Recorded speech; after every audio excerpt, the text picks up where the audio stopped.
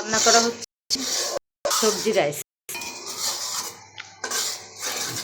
এখানে কি দিয়েছেন? পেঁয়াজ কুচি, তেজপাতা,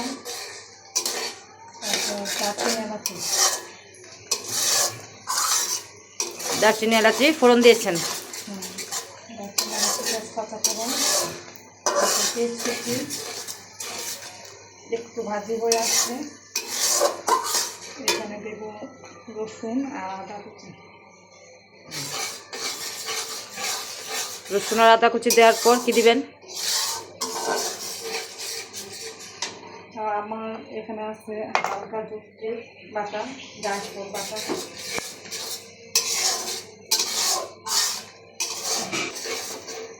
সবজি দিবেন। সবজিতে কি কি আছে? মটরশুঁটি, গাজর, ফুলকপি,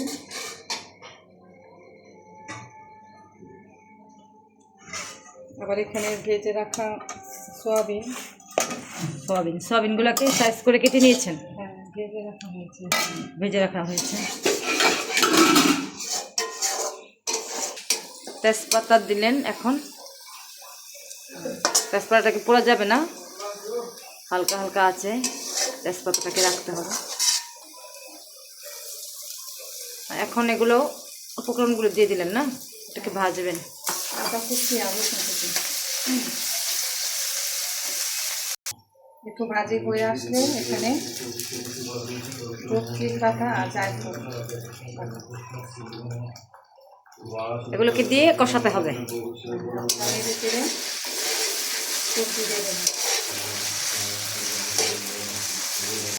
এরপর সবজিগুলো দিয়ে দেওয়া হবে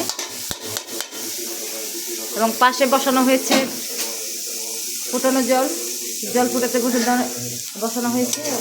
চালগুলো দেওয়া হবে। 1 কেজি চালে কতটুকু জল দেবেন? 2 কেজি জল দেবেন ফুটানো। চালগুলো ধুয়ে ঝরানো হয়েছে, তাই না? আচ্ছা,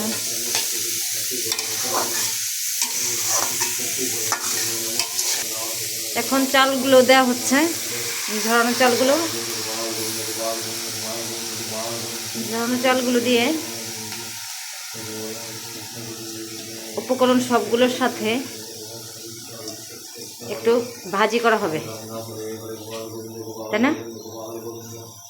লাল লাল করে ভাজবেন না, হালকা হালকা একটু ভেজে তারপর কি করবেন? ফুটানো পানিটা দিয়ে দিবেন।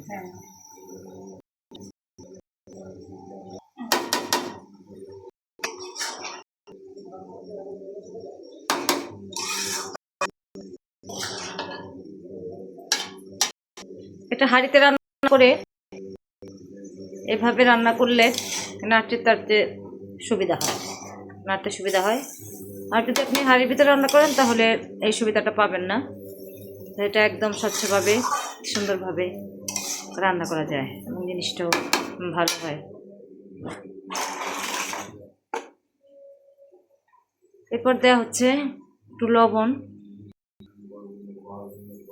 স্বাদ মতো লবণ ইউজ করা হচ্ছে।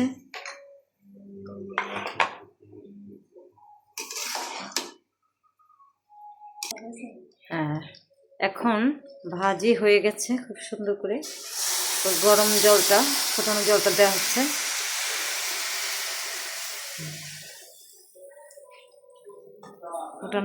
হচ্ছে। এবং সয়াবিনটা কখন দিবেন? পরে দিয়ে দিব, এখনই দিয়ে দিবেন।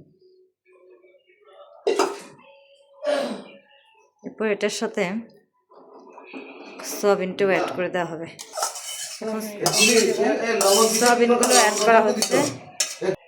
সয়াবিনগুলো অ্যাড করে দেওয়া হচ্ছে। এরপর একটু চিনি ছড়িয়ে দিতে হবে। তারপর নিবু আজে একটু বসিয়ে রেখে তারপর নামাবার আগে একটু ঘি মিশিয়ে তারপর পরিবেশন করতে হবে।